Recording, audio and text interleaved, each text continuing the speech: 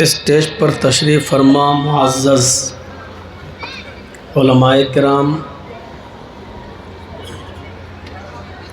इदारे के ज़िम्मेदारान और आपके इस इलाक़े के मुअज़्ज़ज़ अहबाब, बावक़ार अहबाब, मुअज़्ज़ज़ सामईन हज़रात, इस्लामी ख़वातीन माँ और बहनों,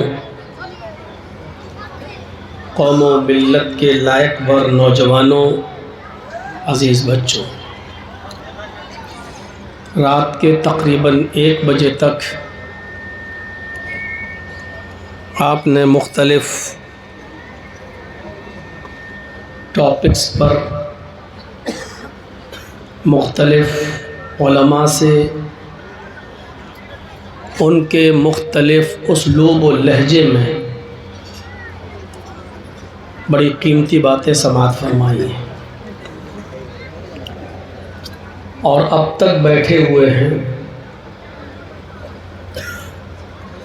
अल्लाह रब्बुल आलमीन से दुआ है कि जो बातें अब तक कही गई हैं और जो कही जा रही हैं, अल्लाह रब्बुल आलमीन कहने वालों को भी और सुनने वालों को भी अमल की पूरी पूरी तौफीक अता फरमाए।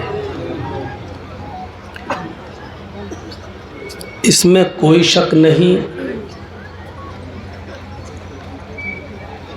कि आदम अलैहिस्सलातु वस्सलाम से लेकर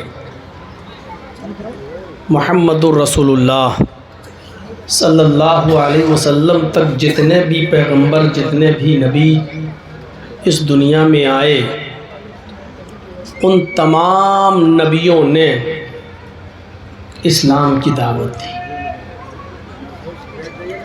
आदम से लेकर ईसा तक जितने नबी आए, उन नबियों ने मुहम्मदुर रसूलुल्लाह सल्लल्लाहु अलैहि वसल्लम के बारे में पेशीन गोई भी की। आदम से मोहम्मद सल्लल्लाहु अलैहि वसल्लम तक सारे नबियों ने इस्लाम की दावत दी और आदम से ईसा तक जितने भी नबी आए, हर नबी ने मुहम्मदुर रसूलुल्लाह के बारे में, आखिरी नबी के बारे में लोगों को ज़रूर बताया। और इसमें भी कोई शक नहीं कि दुनिया में जितने भी मज़ाहिब के मानने वाले हैं, जितने भी धर्म हैं, जितनी भी कौमें हैं, जितने भी गिरोह हैं, उन तमाम गिरोह के अंदर, उन तमाम धर्मों के अंदर, उन तमाम कौमों के अंदर अल्लाह रब्बुल आलमीन ने किसी न किसी को डराने वाला बनाकर भेजा है। एक नबी हर कौम में आया, कोई कौम इससे बची हुई नहीं है, कोई कौम इससे बची हुई नहीं है। हर कौम के अंदर अल्लाह ने एक डराने वाला भेजा। अल्लाह ने खुद कुरान में फरमाया, वलक़द बअसना फ़ी कुल्लि उम्मतिन रसूलन, हर उम्मत के अंदर हमने एक रसूल भेजा है। दुनिया में जितनी भी कौमें आज भी मौजूद हैं, कोई ये कह नहीं सकता कि हमारे यहाँ कोई डराने वाला नहीं आया था। हर कौम के अंदर, हर उम्मत के अंदर, हर मजहब के अंदर, हर धर्म के अंदर एक सचेत करने वाला, एक डराने वाला अल्लाह रब्बुल आलमीन ने भेजा है। बिल्कुल साफ लफ्ज़ों में मौजूद है कुरान की आयत, वलक़द बअसना फ़ी कुल्लि उम्मतिन रसूलन, हर उम्मत के अंदर एक रसूल भेजा। हाँ, उस रसूल की दावत क्या थी? जिस कौम के अंदर वो नबी आया, जिस कौम के अंदर वो रसूल आया, उस रसूल की, उस नबी की दावत क्या थी? अनअबुदुल्लाह, लोगों एक अल्लाह की इबादत करना। अनअबुदुल्लाह, एक अल्लाह की इबादत करो। ये सारे नबियों की मूल शिक्षा थी, मूल मंत्र था। तौहीद के बगैर, एकेश्वरवाद के बिना कोई मजहब जिंदा रह नहीं सकता। ये अलग बात है कि उस मजहब के अंदर अब एकेश्वरवाद में बहुदेववादियत आ गई हो, बहु ईश पूजा घुस गई हो, बहुत से देवी देवताओं की और बहुत से खुदाओं की पूजा होने लगी हो, लेकिन इन सब के बावजूद हर धर्म की मूल शिक्षा यही है कि ईश्वर एक है, अल्लाह एक है, गॉड इज ओनली वन, और उसी की इबादत करो, ये हर धर्म के अंदर कहा जाता है। तो हर नबी की बुनियादी तालीम क्या थी? अनअबुदुल्लाह, एक अल्लाह की इबादत करो, वज्तनिबुत तागूत, और तागूत की पूजा से, तागूत की इबादत से बचो। वज्तनिबुत तागूत, तागूत कहते हैं, अल्लामा इब्न क़य्यिम रहमहुल्लाह ने तागूत की तारीफ इन जुमलों में की है कि कुल्लु मा उबिदा मिन दूनिल्लाह, हर वो चीज़ तागूत है जिसकी इबादत अल्लाह को छोड़कर की जाए। जिसकी भी इबादत अल्लाह को छोड़कर की जा रही है वो तागूत है। तो अल्लाह ने कहा वज्तनिबुत तागूत, ये हर नबी की शिक्षा रही है, एक अल्लाह की इबादत करो और तागूत की पूजा से, तागूत की इबादत से बचो। कुरान की इस आयत से ये पता चला कि हर मजहब के अंदर, हर कौम के अंदर एक नबी आया है। सिखों में उसको नबी रसूल कहा गया, दहटा नूर मोहम्मदी, दहटा नबी रसूल, नानक देख कुदरत गए सभी भूल। सिखों की किताब गुरु ग्रंथ के अंदर ये मंत्र आज भी मौजूद है, दहटा नूर मोहम्मदी, दहटा नबी रसूल। नूर मोहम्मदी को, कुरान को, जो मोहम्मद रसूलुल्लाह लेकर आए, जो रोशनी को, और नबी रसूल, जो नबी और जो रसूल लेकर आया, नानक देख कुदरत गए सभी सब भूल। नानक ने जब ये सब चीज़ें पढ़ी और देखी और समझी तो नानक सब कुछ भूल गए, यानी कुरान के बाद अब किसी और किताब की कोई ज़रूरत उन्होंने महसूस नहीं किया। देख नानक कुदरत गए सभी भूल। तो यहाँ नूर मोहम्मदी और नूर रसूल कहा गया। जैन धर्म के अंदर अरहन कहा गया।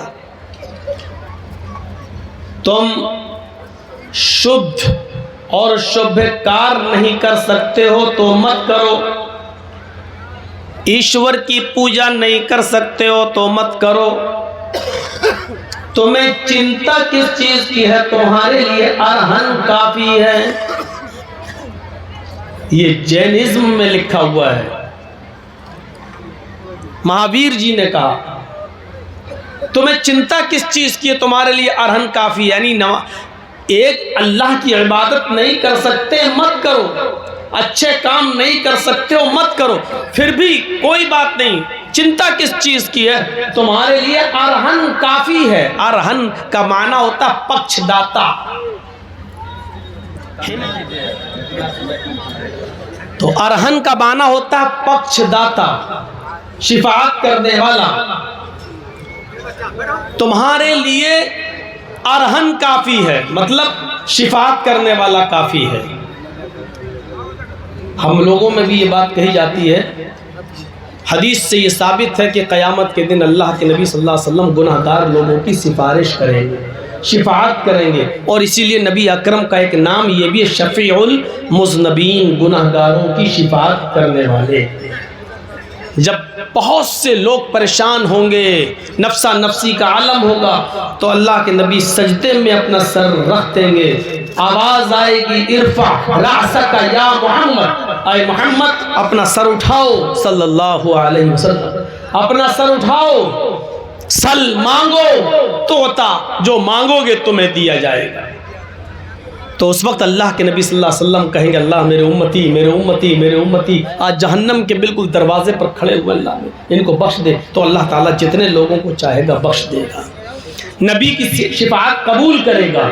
तो मेरे भाइयों, अरहन का माना होता शफी। अरहन कहते शिफाअत करने वाले को। एक ईश्वर की पूजा नहीं कर सकते हो मत करो, अच्छे काम नहीं कर सकते हो तो मत करो, तुम्हें चिंता किस चीज की है, तुम्हारे लिए अरहन काफी है। ये जैन धर्म के अंदर लिखा है। सिखों का बता चुका हूं, जैन धर्म बता दिया। ईसाइयत में, बाइबल में साफ लिखा है, बाइबल पढ़िए, I will pray the Father, He shall give the another comforter. After that, I will not talk much with you because the prince of this world come. His name will be Muhammad. His name will be Ahmad. His name will be Ahmad. I will pray the Father. मैं अपने पिता से, अपने बाप से ये pray करूंगा, ये दुआ करूंगा। He shall give the another comforter, कि वो तुम्हें एक दूसरा रसूल दे, वो तुम्हें एक दूसरा मार्गदर्शक दे, वो तुम्हें एक दूसरा रहबर और रहनुमा दे, वो तुम्हें एक दूसरा रास्ता दिखाने वाला दे। I will not talk much with you. अब मैं तुमसे कुछ नहीं कहूंगा। I will not talk much with you. अब मैं तुमसे कुछ और गुफ्तगू नहीं करूंगा। Because क्यों? इसलिए the Prince of this world कम, इस दुनिया का शहजादा आने वाला है, इस दुनिया का शहजादा तशरीफ लाने वाला है। जब तक मैं नहीं जाऊंगा वो नहीं आएगा, उसके आने के लिए मेरा जाना जरूरी है। His name will be Ahmad, उसका नाम अहमद होगा। ईसाइयत के अंदर भी सबूत मिलता है कि कोई ना कोई नबी आया है और ईसा अलैहिस्सलाम ने आखिरी नबी का नाम अहमद बताया। हिंदू धर्म के अंदर तो कहने की जरूरत ही नहीं है। जैन धर्म, सिख धर्म के अंदर इतना सबूत नहीं मिलेगा, ईसाई धर्म के अंदर भी इतना सबूत नहीं मिलेगा। और वो गौतम बुद्ध जो अपनी पत्नी को छोड़कर और अपने बेटे राहुल को छोड़कर सच्चाई की तलाश में जंगलों की पनाह ले लिए, अपनी बीवी और बच्चे को छोड़ गए और सच्चाई की तलाश में, हक की तलाश में जंगल में निकले और पूरी जिंदगी उन्होंने जंगलों में गुजार दी। उन्होंने भी कहा, I am not first Buddha and I am not last Buddha, but A Buddha will come after mine, his name will B Maitreya. उन्होंने भी कहा, ना मैं पहला बुद्धा हूं, ना मैं आखिरी बुद्धा हूं, ना मैं पहला रसूल हूं, ना मैं आखिरी रसूल हूं, ना मैं पहला रास्ता दिखाने वाला हूं, ना मैं अंत आखिरी रास्ता दिखाने वाला हूं, but A Buddha will come after mine, बल्कि एक बुद्धा, एक रास्ता दिखाने वाला मेरे बाद आएगा। His name will B Maitreya, उसका नाम मैत्रेय होगा, उसका नाम रहमो करम करने वाला, यानी रहमतुल लिल आलमीन, विश्व पर रहम करने वाला, दुनिया पर रहम करने वाला, मैत्रेय, पूरे विश्व के लिए कृपालु और दयावान। इसी को कुरान ने कहा, वमा अरसलनाका इल्ला रहमतल लिल आलमीन, और हमने ऐ नबी आपको संपूर्ण जगत के लिए, सारी कायनात के लिए रहमत बनाकर भेजा है, पूरे विश्व के लिए। ये मैत्रेय का शब्द गौतम बुद्ध ने भी कहा है। इतना गौतम बुद्ध की किताबों में, बुद्धिज्म में इतना सबूत नहीं मिलेगा आखिरी नबी का, जितना सबूत हमारे हिंदू भाइयों की किताबों में। और ताज्जुब और आश्चर्य इस बात का है कि जिस धर्म के अंदर जितना ज्यादा सबूत है नबियों का, रसूलों का और आखिरी नबी का, आज उसी धर्म के मानने वाले सबसे ज्यादा आज हमें प्रताड़ित कर रहे हैं, हमारे ऊपर जुल्म और सितम के पहाड़ तोड़ रहे हैं और आखिरी नबी को पहचानने की कोशिश नहीं कर रहे हैं। हर कौम के अंदर अल्लाह ने डराने वाला भेजा, वलिकुल्ल कौमिन हाद, हर कौम के अंदर हमने डराने वाला एक हादी भेजा, कोई शक नहीं इसमें। हमारे यहां कहा जाता है बहुत से नबी आए, कुछ लोग तो गिनती भी बता देते हैं, कमोबेश 1,24,000। हिंदू धर्म के अंदर भी 64,000 नबियों का जिक्र है। भागवत पुराण, कल्की पुराण, भविष्य पुराण, मत्स्य पुराण, शिव पुराण, ये सारे पुराणों को अगर आप पढ़ें तो आप देखेंगे भागवतों कल्की पुराण के अनुसार, इनके मुताबिक हिंदू धर्म के अंदर 64,000 ऋषि और मुनि और पैगंबरों का सबूत मिलता है। इधर 64,000, इधर बहुत सही हदीस में कोई तादाद मुतय्यन नहीं है। कहने को लोग 1,24,000 कहें, ये मान लीजिए बहुत से नबी इधर भी आए, बहुत से नबी उधर भी आए, लेकिन 24 नबियों का नाम वेदों में आया है। 24 नबियों का नाम वेदों में आया, और आप ताज्जुब करेंगे 24 ही नबियों का नाम कुरान में भी आया है। और 25वें नबी का नाम जो कुरान में आया वो मुहम्मदुर रसूलुल्लाह को जोड़कर, मुहम्मदुर रसूलुल्लाह को शामिल करके, मुहम्मदुर रसूलुल्लाह को हटा दो तो 24 रसूलों का जिक्र कुरान में आया है, और 24 रसूलों का जिक्र वेदों में भी आया है। और 25वें ऋषि को आखिरी नबी कहा गया है और उसको सबसे लास्ट में बताया गया है। यानी 25 नबियों का नाम वेदों में और 25 नबियों का नाम कुरान में, लेकिन आखिरी नबी जनाब मोहम्मद रसूलुल्लाह सल्लल्लाहु अलैहि वसल्लम के बारे में वेद स्पष्ट करते हैं। अथर्ववेद कांड 20 सूक्त नंबर 127 और उसका मंत्र नंबर 1, 2, 3 ये मैं पढ़ रहा हूँ। हालांकि मुझे पढ़ना नहीं चाहिए, रात के 1 बजे के बाद हक नहीं है। इदं जनाउपश्रुतो नराशंसिस्तश्रुष्यते षष्टिं सहस्रानवीतं च कौरम अरुष्मेधु दद्महे उष्ट्रायस्य पर्वाह्यो वधूमन्तो द्युदशा एषाये मामहे शतन्निष्कान्दशस्तरज त्रीणि शतान्यवर्तान्य सहस्रादशो नाम।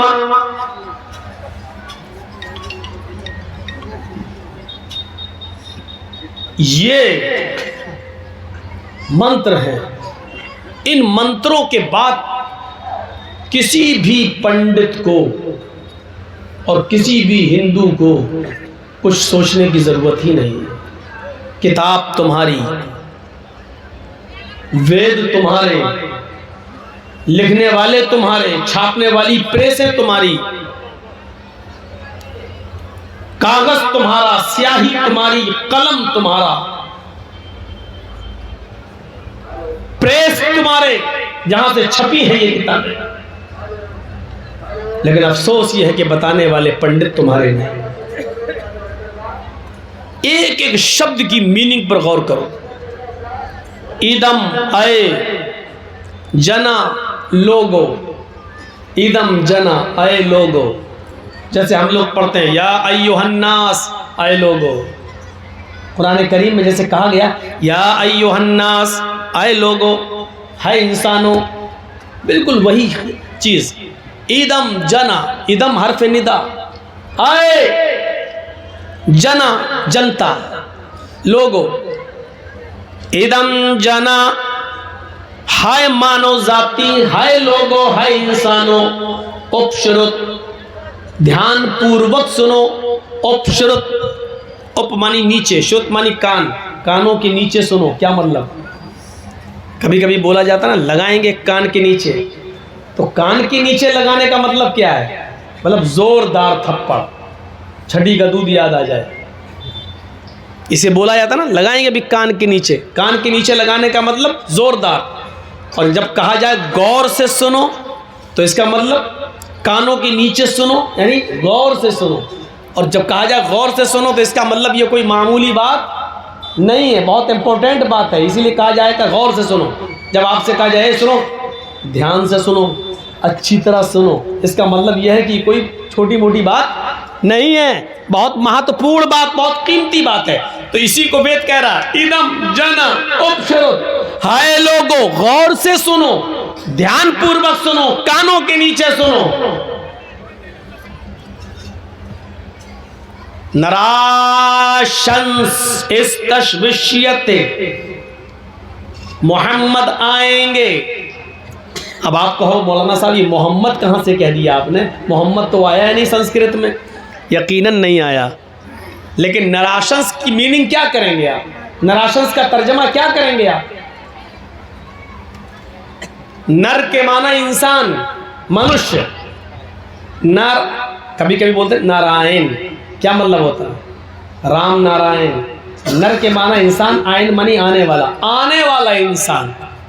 तो नर के माना इंसान, मनुष्य। और नर आशंस, आशंस के माना जिसकी बहुत प्रशंसा की जाए, आशंस के माना जिसकी बहुत तारीफ की जाए। नर आशंस, ऐसा मनुष्य, ऐसा इंसान जिसकी बहुत ज्यादा तारीफ की गई हो, जिसकी बहुत ज्यादा प्रशंसा की जाए, जिसका नाम सबसे ज्यादा लिया जाए। नर आशंस को अरबी में आप क्या कहेंगे? मोहम्मद। हम्मद युहम्मिदु, तारीफ करना, मुहम्मिद तारीफ करने वाला, और मोहम्मद जिसकी बहुत तारीफ की गई हो।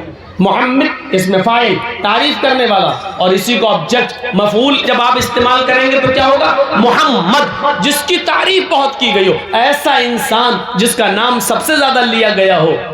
नराशंस, ऐसा मनुष्य जिसकी तारीफ बहुत की गई हो, बहुत ज्यादा जिसकी तारीफ की जाए, वो कौन है? नराशंस। और अरबी में क्या कहेंगे? मोहम्मद जिसकी हम्द, जिसकी तारीफ सबसे ज्यादा की गई हो। इसमें कोई शक नहीं, मोहम्मद रसूलुल्लाह की तारीफ अल्लाह के बाद मखलूक में, सृष्टि में अगर सबसे ज्यादा तारीफ किसी की गई है तो जनाब मोहम्मद रसूलुल्लाह सल्लल्लाहु अलैहि वसल्लम की। आप नाम देखिए कितना लिया गया है।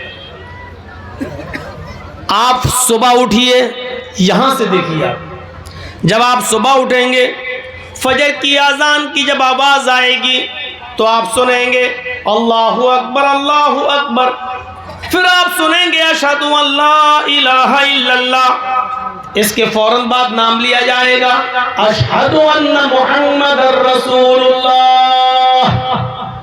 और बैक वक्त पूरी दुनिया में, इस वक्त मेरी घड़ी में 1:38 हो रहे हैं, इस वक्त भी कहीं ना कहीं, किसी न किसी जगह पर इशा की अजान हो रही होगी पूरी दुनिया में, और कहीं ना कहीं फजर की अजान हो रही होगी पूरी दुनिया में, कहीं ना कहीं जोहर हो रही होगी पूरी दुनिया में, कहीं असर हो रही होगी, कहीं मगरिब हो रही होगी, कहीं इशा। यानी और 1 मिनट के बाद किसी दूसरे शहर में, फिर आधे मिनट के बाद किसी और शहर में।